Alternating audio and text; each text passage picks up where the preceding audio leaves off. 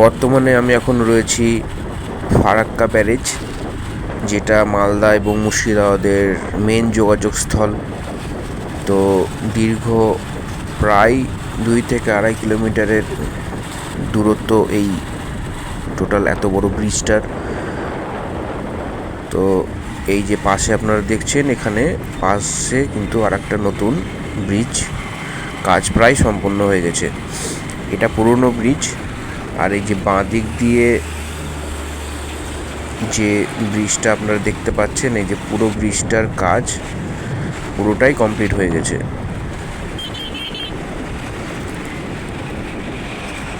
তো এত বড় ব্রিজ পাশ দিয়ে কিন্তু আর একটা নতুন করে সম্পূর্ণ তৈরি করা প্রায় কমপ্লিট। এই যে এখন যোগাযোগ ব্যবস্থা আরও ভালো হয়ে গেল।